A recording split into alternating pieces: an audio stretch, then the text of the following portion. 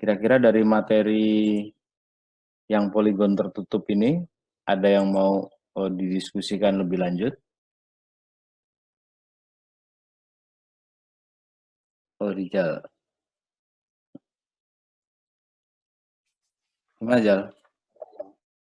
Itu Pak, kalau kan pas di itu patok 0, kan kita udah dapet tuh sudut-sudutnya sama yang lain kan udah azimutnya udah dapet sama sudutnya ke arah P1. Nah, kenapa kok dia nggak langsung pindah patok ke P1, harus ke gitu. ngarah ke P3 dulu? Kenapa itu Pak? Oh ya. Yang dari tadi masih belum paham. Ini ya. Iya.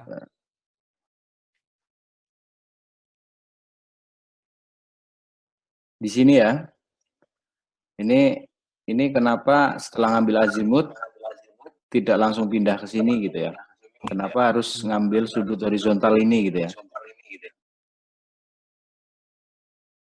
Maksud pertanyaan itu ya, Rizal? Iya, Pak. Nah, itu kenapa? Karena kalau kita hanya mengambil sudut azimut saja, ini tidak kita ambil horizontal, nanti poligon tertutup ini tidak bisa dikoreksi. Tidak bisa dikoreksi sudut horizontalnya gitu. Padahal syarat geometri sudut horizontal itu di poligon tertutup ada. Syarat geometri poligon tertutup itu kemarin kan ada dua. Yang pertama syarat geometrik penutup sudut, yang selanjutnya adalah syarat geometrik absis dan ordinatnya. Jadi kalau tanpa mengambil sudut horizontal ini, hanya dinolkan ke utara, tanpa mengenolkan ke P3, kalau jumlah patoknya 4, ini secara geometri tidak bisa dikoreksi, gitu. Karena sudut horizontal di sini tidak diukur. Kan kalau mau mengkoreksi sudut horizontal di poligon tertutup ini, yang dijumlahkan itu ini, yang merah-merah ini. Horizontal di 0, horizontal di 1, horizontal di 2, horizontal di 3, itu yang dijumlahkan. Nah, kalau horizontal 0 nggak ada, ya nggak bisa dijumlahkan. Nah, kalau azimut ini kan fungsinya adalah nanti untuk mencari absis dan ordinat ke titik selanjutnya. Gitu. Karena nolnya ke utara. Gitu. Tapi kalau yang sudut horizontal nanti fungsinya untuk koreksi sudutnya. Gitu. Itu yang pertama. Fungsi yang kedua, sudut horizontal ini yang merah-merah ini fungsinya untuk menghitung azimut yang di titik yang belum diukur azimutnya. Karena kan azimutnya cuma sekali mengukurnya di awal. Jelas nggak, Jal? Jelas, Pak. Berarti yang kalau dijumlahin cuma yang merah aja kan, Pak, yang Iya, horizontal. yang sudut horizontal saja, yang azimut tidak dijumlah. Karena dia bukan sudut horizontal. Kalau jumlah nanti malah salah. Gitu. Karena kan ini nolnya di sini. Kalau dibayangkan yang mana kemarin? Nah ini, kira-kira kan sudut horizontalnya kan ini nih, yang di luar nih, yang sudut luar ya. Kalau yang ini sudut dalam, ya ini yang dijumlahin. Nah kalau yang di poligon tadi kan warnanya kan merah sebenarnya.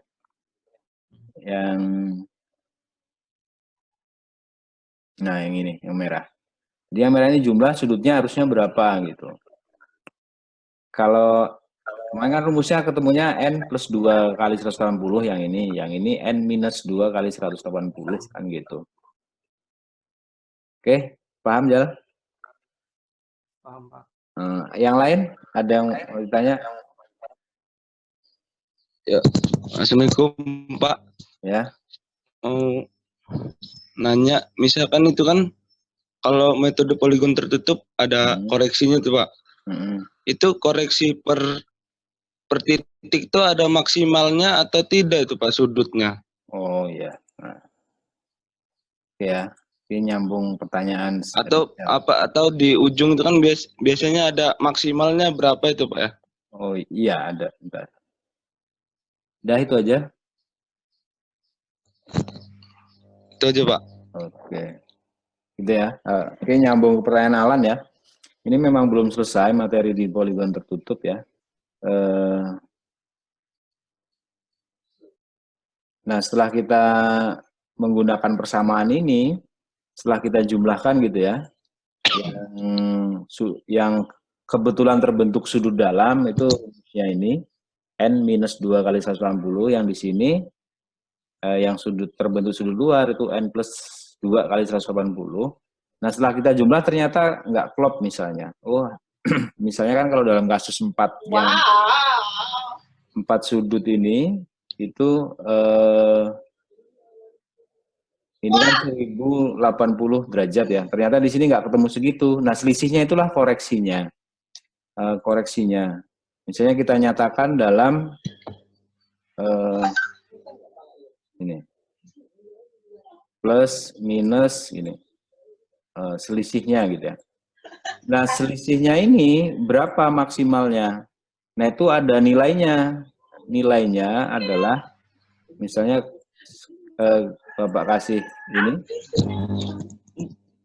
ini toleransinya gitu ya. Toleransinya itu ini K akar N. Gitu. Ini toleransinya K akar N. K itu apa? K itu ketelitian alatnya. K itu ketelitian alatnya.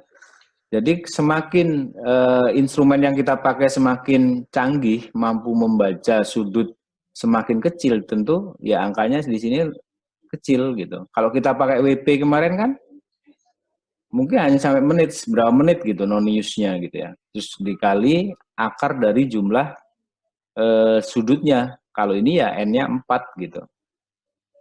Nah, K-nya berapa? Nah, K-nya ya lihat di spesifikasi alat. Biasanya kalau alat digital itu sudah ada di spesifikasinya. Tapi kalau alat manual ya kita lihat kayak kemarin WP, kita lihat garis-garis terkecilnya itu angkanya berapa gitu. Kalau kita lihat kemarin kan dia dari misalnya 10 derajat ke 20 derajat itu ada 10 garis misalnya. Oh, itu berarti ya 6 menitan gitu ya, itu koreksinya. Dan ini diambil angka separuhnya dari itu, gitu. Kira-kira seperti itu. Ini toleransinya. Gitu, Lan.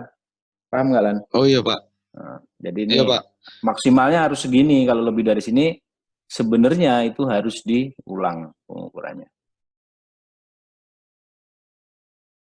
Oke, Bapak lanjut ke sini ya. Ini sebenarnya sudah Bapak upload juga. Beberapa dari kalian mungkin sudah melihat. Apa itu metode tachymetry ya dalam pengukuran jarak horizontal. Nah, di sebelumnya di WP kita sudah tahu ya jarak horizontal itu mengukurnya seperti apa. Oke, saya next dulu. Nah, ini tachymetry. Tachymetry itu pengukuran jarak horizontal dan jarak vertikal ya. Jadi bisa dipakai untuk mengukur jarak horizontal, juga bisa dipakai untuk mengukur jarak vertikal. Dengan membaca nonis itu sudutnya ya, sudut horizontal dan sudut vertikal, serta membaca benang-benang silang pada alat ukur terhadap rambu ukur. Tapi ingat di sini ya, di materi sebelumnya sudah Bapak upload, nonius vertikal yang terbaca di teodolit itu bukan langsung sudut horizontal yang bisa kita pakai untuk perhitungan. Itu masih zenit gitu ya. Jadi harus dikonversi ke Helling atau sudut vertikal yang sebenarnya. Gitu. Nah, sebelumnya kita sudah kita bahas yang horizontal dulu. Sebelumnya kita sudah punya ini ya. Kalau di ini di WP kan seperti ini. Sebenarnya tidak hanya di WP, semua alat ukur yang menggunakan lensa seperti ini. Jarak optis itu sama dengan 100 kali benang atas min benang bawah gitu ya. Nah, kebetulan di WP itu nggak bisa membaca nggak bisa membaca sudut vertikal, jadi dia benar-benar lurus gitu ya kalau WP itu. Nah, berarti jarak datarnya sama dengan jarak optisnya gitu. Nah, kalau teodolit kan enggak. Teodolit dia bisa mengukur jarak vertikal, bisa mengukur sudut vertikal gitu ya. Tapi yang diukur oleh teodolit yang terbaca di teodolit bukan sudut ini gitu ya, tapi sudut zenitnya kemarin ya. Nah kebetulan di sini kan karena dia membentuk sudut vertikal ini, sehingga di sini bidikanya itu enggak datar gitu ya, teodolit, tapi bidikanya bisa miring gitu, miring seperti ini. Nah, karena bidikanya miring, tentu bacaan benangnya itu tidak tegak lurus dengan rambu gitu, tidak tegak lurus dengan rambu, sehingga persamaan ini harus kita modifikasi. Dalam hal ini apa? DM ini ya, jarak miring ini itu nggak bisa 100 dikali benang atas dikurang benang bawah, tapi apa? Ini 100 dikali ini BA aksen min BB aksen. Jadi ini sebenarnya saat kita baca rambu ini tidak terbaca ini. Ini harus dihitung gitu. BA aksen dengan BB aksen tidak terbaca. Yang terbaca kan ini BA dan BB gitu ya. Nah, BA aksen itu apa? Nah, kita lihat di ilustrasinya. Ya, kalau ini kita perbesar gitu ya. Nah, ini saya perbesar. Nah, posisinya kan seperti ini. Nih. Kalau kalian perhatikan saat nembak ke benang atas, ini kan garis bidikanya juga nggak siku-siku nih. Artinya tidak tegak lurus terhadap rambunya. Ini juga sama, benang tengah. Benang bawah juga sama. Nah, biar tegak lurus gimana? Ya, kita seolah-olah rambu ini rambu ya. Rambu ini kita miringkan. Jadi ini diputar ke berlawanan jarum jam. Ini geser ke kiri, ini geser ke kanan. Gitu. Sehingga jadi seperti ini.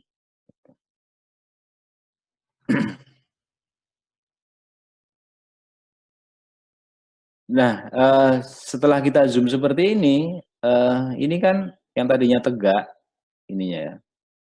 Kayak tegak, kemudian kita geser, miring ke begini. Nah, pergeserannya itu sebesar sudut ini. Sudut horizontalnya, sudut vertikalnya, sudut heelingnya ini. Nah, ini sama. Ini nilainya persis sama. Gitu ya. Nah, disinilah posisi BA aksen sebenarnya. Disinilah posisi BB aksen sebenarnya. Nah, inilah yang akan kita gunakan untuk perhitungan. Nah, besarnya berapa? Ya, kita cari satu-satu. Untuk BA aksen dulu, gitu ya. Nah, yang sini, kalau saya zoom, saya perbesar, nah jadinya seperti ini. Gitu. Nah, kita pengen tahu sebenarnya, ini berapa. Saat mengukur di lapangan kan yang tercatat ini, BA aksen berapa, BT berapa, benang atasnya berapa, benang tengahnya berapa. Nah, kita mau cari benang atas aksen. Kenapa harus dicari ya tadi? Karena kalau kita pakai ini ya salah. Kenapa? Karena ini tidak tegak lurus bidikannya. Nah, yang tegak lurus itu ini BA aksennya.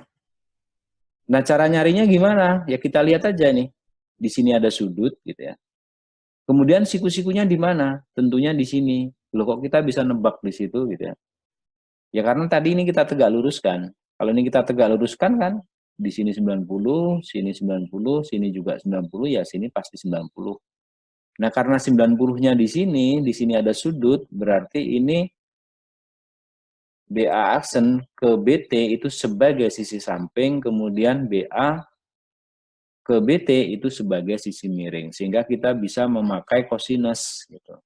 Jadi kosinus sudut ini, gitu ya, kosinus sudut heeling ini itu akan sama dengan jarak dari BA aksen ke BT dibagi jarak dari BA ke BT. Itu bisa kita tuliskan, nah ini. Nah, jarak dari BA aksen ke BT apa? Ya BA aksen dikurang BT. Jarak dari BA ke BT apa? Ya BA dikurang BT. Karena pasti kan bacaan benang atas itu pasti lebih, nilainya lebih dari benang tengah kan gitu. Sehingga persamaan bisa tuliskan seperti ini. Nah, persamaan ini pindah ruas ke sini, jadi seperti ini kita bisa menghitung ini BA aksen. Oh, ternyata BA aksen sekian. Kemudian yang benang bawah aksen, BB aksen ini, kita zoom seperti ini. Dengan cara yang sama kita bisa menghitung BB aksen. Hanya bedanya kan jarak dari BT ke BB, bukan BB dikurang BT, tapi BT dikurang BB, yang jarak dari sini adalah benang tengah dikurang BB aksen. Bedanya di situ. Nah ini. Ya karena pasti bacaan benang tengah lebih dari bacaan benang bawahnya. Ya dari sini BB aksen sekian. Gitu ya. Nah, di awal kita sudah punya yang pendekatannya dengan persamaan jarak optisnya WP, kita sudah punya ini ya, DM 100 kali BA aksen min BB aksen. Jadi kita mau cari ini sebetulnya. BA aksen min BB aksen itu berapa sih? Gitu ya. Kita sudah punya BA aksen tadi ya. Kemudian sudah punya BB aksen juga. Ya sudah, ini tinggal diselisihkan saja, dikurangkan saja gitu ya. Nah, ini dikurangkan. Nah, ini cuma saya pindah ruas saja. Yang BT-nya saya taruh depan biar lurus sama BT yang punyanya BB aksen sehingga nguranginya gampang. BT minus BT ya 0 gitu ya. Kemudian BA aksen minus BT cos sudut vertikalnya atau sudut headingnya minus di sini ya. Oh berarti nanti jadi plus. Nah ini plus ini ya. Ini kan B sekian dikurang minus sekian gitu. Sehingga di sini jadi positif. Nah dari sini ya udah dibuka aja kurungnya. Ini minus BT ketemu BT lagi ya 0 lagi gitu ya. Jadi tinggal BA dikurang BB kali cos sudut vertikalnya. Nah itu bedanya. Nah ini masih BA minus BB ya, tinggal disubstitusikan aja ke sini persamaan ini. Saya substitusikan, nah dapatlah jarak miringnya sekian. Ya. Mirip sebenarnya ya, hanya ada penambahan tadi fungsi kosinus dari sudut headingnya. Gitu. Kalau yang di WP kan 100 dikali benang atas benang bawah itu sudah jarak datar gitu ya. Karena ya WP nggak punya jarak miringnya gitu, karena dia nggak bisa baca sudut dari sudut vertikal gitu. Nah di sini belum jarak datar ini masih jarak yang ini, jarak miring gitu ya, dari pusat lensa ke BT, ke titik BT. Nah ini jarak miring, belum jarak datar. Nah jarak datarnya seperti apa? Ya jarak datarnya kita lihat di sini.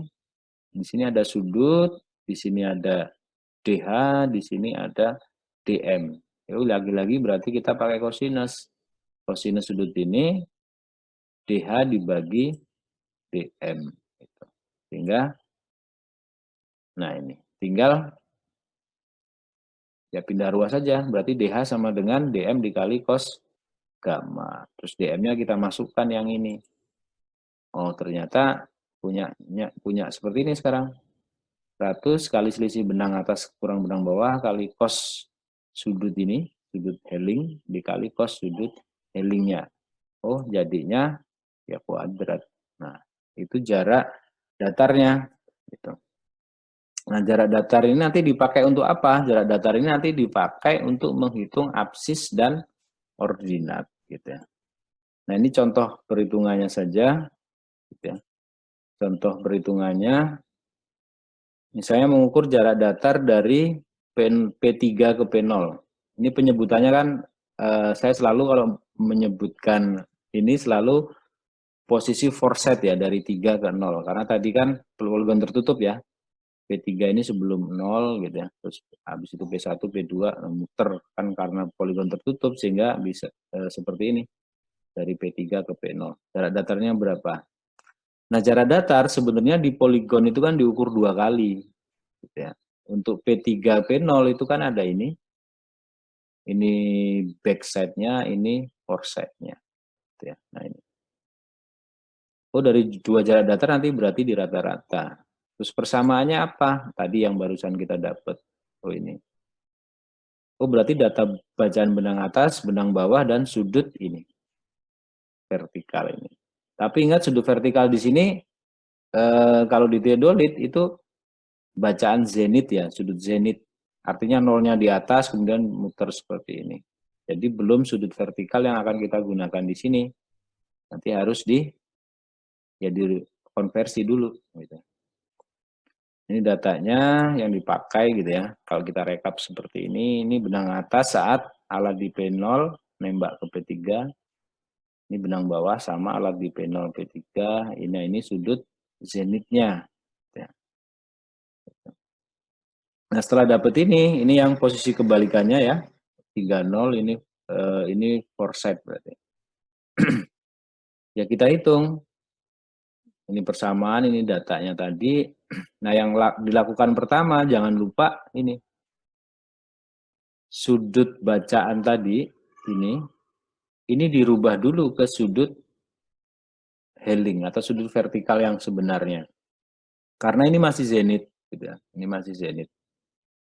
Nah, apa itu zenit dan Helling bisa dilihat di materi sebelumnya. Nah, ini harus dirubah dulu. Ya. Nah, rumusnya ini kemarin. Nah, ini yang punya ini, yang backside gitu ya.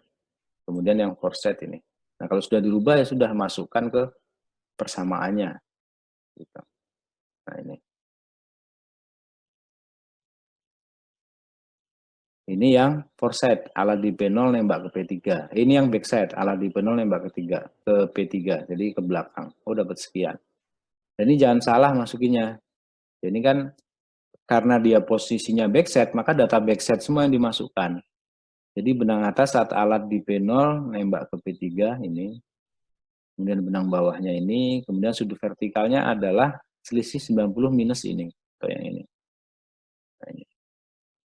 Begitu dimasukkan dapat sekian. Begitu juga yang foresight. Foresight ya yang ini 3 ke 0 gitu ya. Data ini dan ini.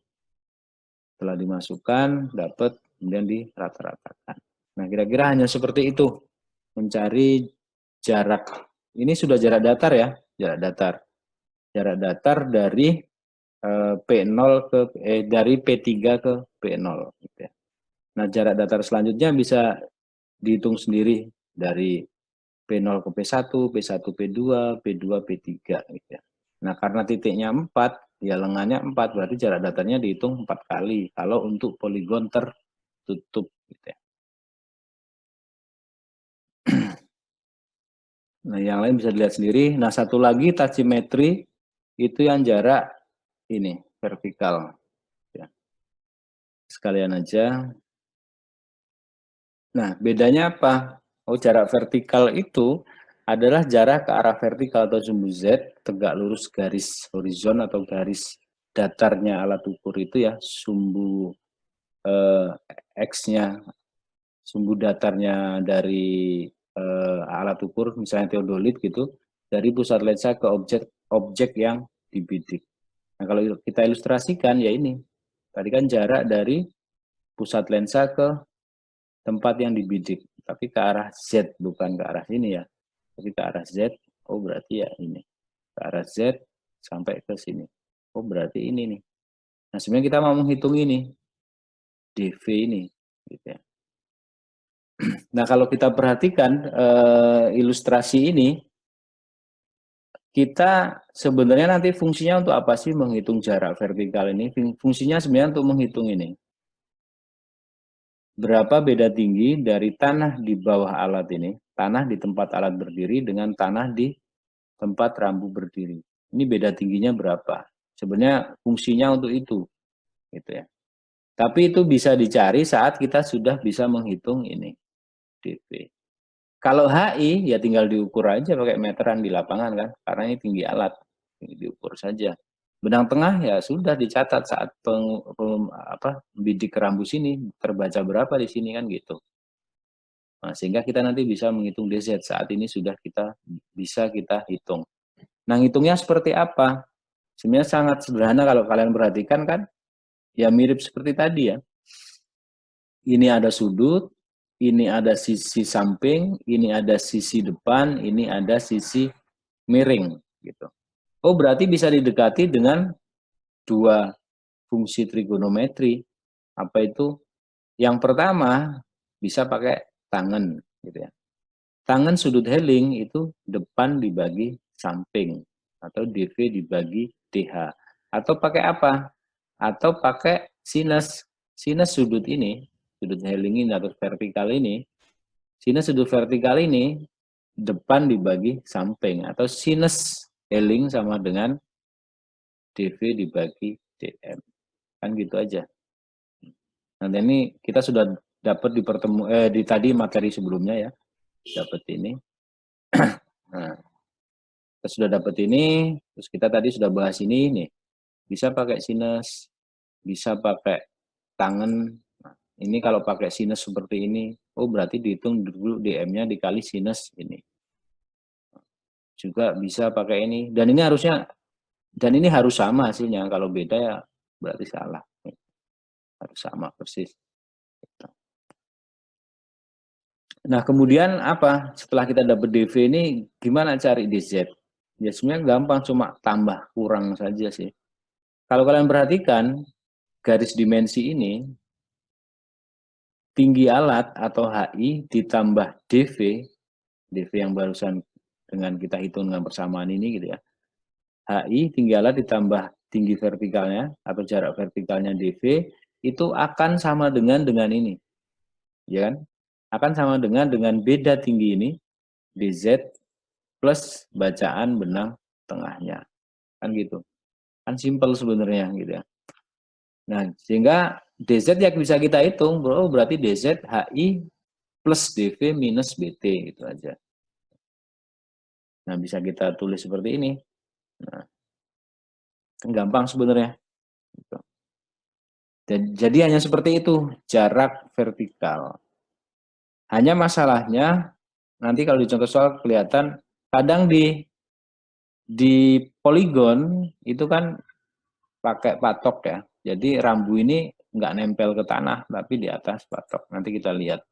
Nah, ini contoh kasusnya. Misalnya dengan data yang sama gitu ya. Kita disuruh menghitung beda tinggi dari ini. P1 ke P2. P1 ke P2. Lagi-lagi perlu dicermati di sini beda tinggi dua titik ini secara tachimetri itu diukur 2 kali. Kok bisa? Ya ini saat alat di P1 bidik ke B2 dan alat saat di P2 bidik ke P1. Nah ini. 2 ini yang dipakai. Kemudian datanya apa? Oh ya tinggi alat gitu ya. Nah ini. Tinggi alat di P1, tinggi alat di P2 gitu kan. Kemudian data-data yang mempengaruhi perhitungan ini. DV. Nah, DV tinggal kita dekati dengan apa? Kalau di ngolah data memakai Excel itu akan lebih mudah menggunakan tangan. Kenapa? Karena di tangan tadi kalau kita lihat persamaannya gitu ya, itu pakai jarak datar yang ini, DH. Kalau pakai sinus itu pakai DM. Kenapa saya katakan lebih efektif pakai ini tangan? Karena nanti DH, kalau kalian pendekatan yang jarak vertikalnya pakai DH, kalian juga nanti butuh DH saat menghitung absis dan ordinat gitu ya. Jadi lebih baik ya 1 kali menghitung parameter saja dipakai 2 kali gitu kan. Lebih simpel, kolomnya lebih sedikit. Sehingga lebih baik pakai tangan. Nah, kembali ke sini. Oh, berarti kita butuh data jarak datar juga saat menghitung pakai tangan. Oh, berarti ya selain benang, selain tinggi alat dan juga benang tengah ini, kita tentu butuh ini, data ini. Benang atas dan benang bawah serta sudut vertikal ini. Nah itu, kita butuh ini. Terus kemudian perhatikan yang kolom ini. Ini ada catatan hasil pengukuran di lapangan terkait tinggi patok. Gitu yang sini ya. Ini tinggi patok di P3, P1, ini di P0, ini di P2, ini P3, makanya sama kan. P3, kemudian ya ini P3, ini P1, ini P2, ini P0 gitu. Nah, karena kebetulan ada tinggi patok gitu ya. Ya tentu rumus ini harus kita modifikasi. Gitu. Modifikasinya seperti apa? Sangat tergantung bagaimana cara mengukur di lapangan sebenarnya. Jadi bisa kita ya ini, nah ini datanya rekap data saja yang dipakai perhitungan. Ternyata datanya lebih banyak ya daripada menghitung jarak datar. Kenapa? Ya karena DV di sini itu butuh data jarak datar juga. Jadi saat menghitung DV kita mau nggak mau harus menghitung jarak datar juga gitu. Kira-kira seperti itu. Kalau pakai tangan, tapi kalau pakai sinus tadi harus menghitung jarak miring. Nah, kembali ke sini kita akan modifikasi persamaan ini karena di sini ternyata pakai patok gitu. Nah, di lapangan ngukurnya seperti apa gitu. Nah, kita lihat kira-kira kan kemungkinan pertama ngukur di lapangan seperti ini. Di sini dipasang patok, di sini dipasang patok, kemudian saat mengukur tinggi alat, alat itu diukur dari atas patok ke pusat lensa gitu ya. Oh, berarti di sini ada tinggi patok di alat ditambah tinggi alat di sini. Nah, di sini karena kalau di sini pasti rambunya di atas patok gitu ya. Ini berarti di sini ini ada tinggi patok di rambu ditambah benang tengah ini. Tinggi patok di rambu tambah benang tengah. Sehingga dari persamaan yang tadi hanya HI plus DV sama dengan DZ plus BT, ya persamaannya akan jadi berubah. Ada ini. Tinggi patok di instrumen atau di alat plus tinggi patok di rambu. Nah, jadi seperti ini. Ada penambahan ini kan. Sehingga DZ-nya ya jadi seperti ini. Ada dua tambahan. Tinggi alat di rambu, di sini ada tinggi alat di patok. Tapi jangan tertukar nih, saat tertukar di sini min, di sini plus ya akan salah. Gitu. Nah, persamaan ini sebenarnya tidak perlu dihafal, tapi kalau yang penting kalian bisa membuat sketsa ini, buat gambar ini. Nah, ini kondisi yang pertama. Kondisi yang kedua seperti apa yang mungkin terjadi di lapangan? Yang kedua adalah seperti ini. Di sini tetap tadi kan ada patok, di sini ada patok. Tapi bedanya apa dengan yang tadi? Bedanya adalah saat pengukuran tinggi alat itu tetap mengukurnya dari tanah. Gitu. Jadi tidak dari atas patok. Ya boleh-boleh saja kan surveyor mengukurnya begitu gitu. Tinggal yang mengolah data harus dikasih tahu, oh tadi mengukur di lapangan seperti ini. Dan setiap patok harus seperti ini kalau di lapangan. Jangan yang satu patok mengukur dari atas tanah, yang patok selanjutnya di atas rambu, ya di atas patok, ya nanti jadi bingung ngolah datanya. Jadi harus konsisten pengukurannya. Nah, ini kondisinya seperti ini. Oh, ini tetap diukur dari muka tanah ke pusat lensa. Jadi di sini tetap tinggi alat saja, sama dengan kondisi yang rumus awal, rumus umumnya tadi ya. Gitu. Sehingga di sini ya tetap tinggi alat plus DV. DV itu kan dari ini, garis horizon ini, garis datarnya, sumbu datarnya teodolit ke bacaan benang tengah. Jadi di sini HI plus DV, nah di sini yang berubah ada tambahan tinggi patok di rambu. Jadi di sini DZ plus tinggi patok di rambu plus benang tengah. Sehingga di sini persamaannya ya beda sedikit dengan yang tadi. Nah ini. Kalau di sini tetap karena ukurnya dari atas tanah. Sehingga DZ sama dengan ini. Tinggi alat plus jarak vertikal atau DV minus tinggi patok di atas tinggi patok di rambu, kemudian minus bacaan benang tengahnya. Dan kondisi inilah yang paling mudah dilakukan dan paling mungkin dilakukan di lapangan. Kenapa? Karena tentunya patok yang berada di sini, di bawah alat ukur, itu kan berada di tengah-tengah ya. Artinya di dalam statif lah gitu. Nah sebenarnya kan agak sulit mengukur dari atas rambu ke sini. Kan harus dilurus-lurusin gitu. Nah bisa jadi terjadi kesalahan pengukuran. Jadi lebih simpel ya yang seperti ini. Yang di alat, mengukur tinggi alatnya tetap dari muka tanah. Mengukurnya lebih gampang dan menghindari kesalahan itu tadi. Tapi kalau yang di sini rambu ya tetap memang harus di atas patok. Sehingga yang paling mungkin kalau menggunakan patok adalah kondisi ini yang dipakai. Sehingga persamaan ini yang kita pakai kalau kondisinya seperti ini. Tapi lagi-lagi lihat di lapangan kondisinya seperti apa pengukurannya. Kalau nggak pakai patok ya berarti ini nggak ada. Jadi cuma HI plus DV minus BT. Kalau pakai patok di rambu, oh di sini minus HP. Kalau di alat rambunya tinggi alatnya diukur dari atas patok, oh berarti di sini tambahin tinggi patok yang ada di alat. Tapi ya tadi paling mudah sih seperti ini. Jadi ngukur tinggi alat, walaupun di sini dipasang patok, mengukur tinggi alatnya tetap dari muka tanah. Jadi nanti patok ini untuk nanti posisi backside saat alat pindah ke sini, di sini rambunya ada di atas patok. Kira-kira seperti itu. Dan usahakan ya patoknya tidak dirubah untuk titik tertentu. Misalnya P0 ya patoknya tingginya segitu aja selama pengukuran. Gitu. Dan kita ke contohnya, nah ini menghitung jarak, beda tinggi nih. Beda tinggi dari P1 ke P2. Tadi datanya yang tadi ya, yang sudah kita rekap. Nah, datanya seperti ini.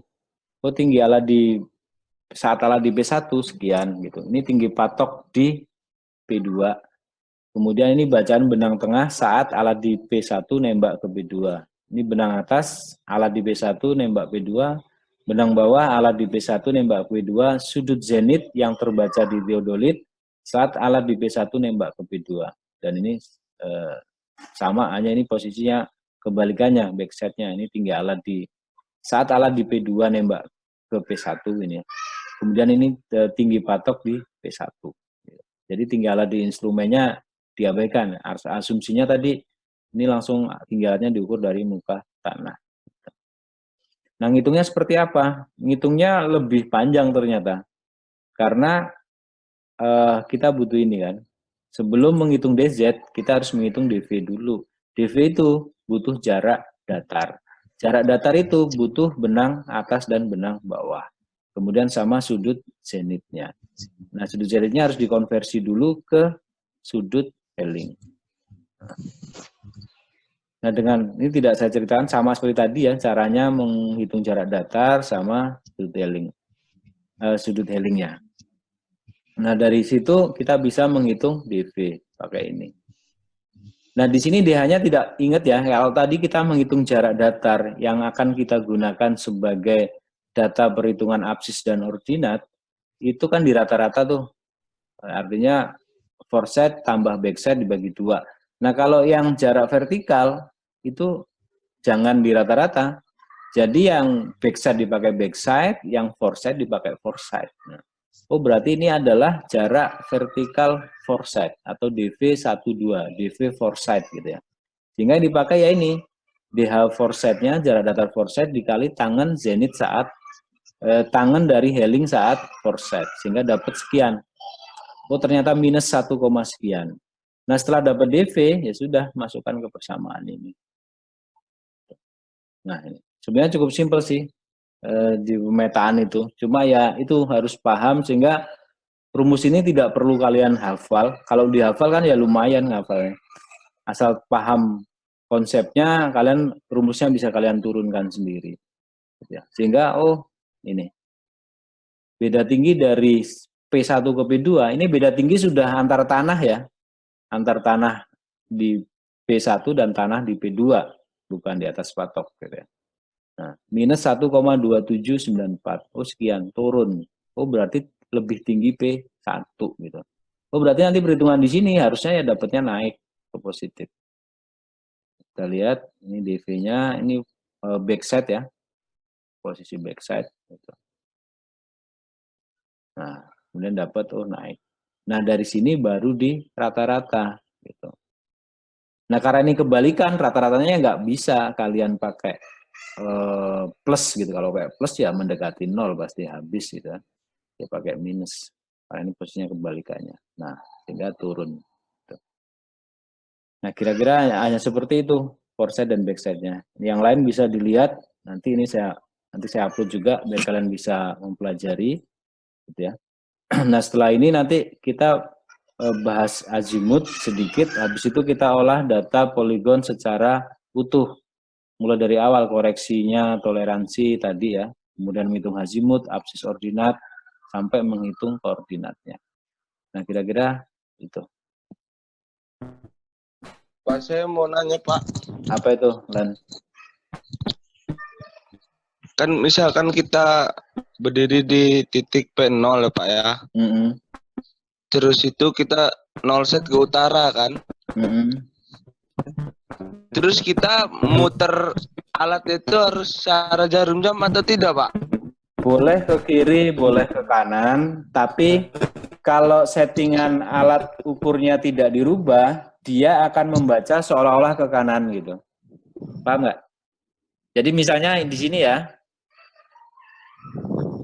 ini kan sudutnya besar ya, misalnya setting alat di sini, kemudian ngenolin ke utara, begitu kamu putar ke sini, misalnya kamu muternya ini cuma 45 derajat gitu ya, kamu putar ke kiri sini, ini nanti nggak terbaca 45, tapi tetap terbaca 315 gitu. Tapi ingat, jangan dirubah settingannya, karena ada alat theodolit atau TS gitu ya, yang dia bisa settingannya dirubah seolah muter ke kiri. Dia misalnya mau ngambil bearing gitu, karena kalau bearing boleh muter ke kiri. Tapi kalau alatnya standar gitu ya, settingannya nggak bisa dirubah, dia selalu seolah-olah muter ke kanan, walaupun cuma diputar ke kiri. Sama halnya misalnya di sini, setting alat di sini, ngenolin ke utara, kamu putar ini, kan besar gitu ya, muternya 315 misalnya, nanti dapat angka di sini tetap 45. Gitu. Tetap 45. Iya, tapi tadi syaratnya, settingannya jangan dirubah. Oh iya. Dan kalau azimut memang harus begitu, harus settingannya dibuat seolah-olah muter ke kanan. Kayak WP kemarin kan, kamu putar ke kiri juga, ya bacanya seolah-olah muter ke kanan. Iya, sama.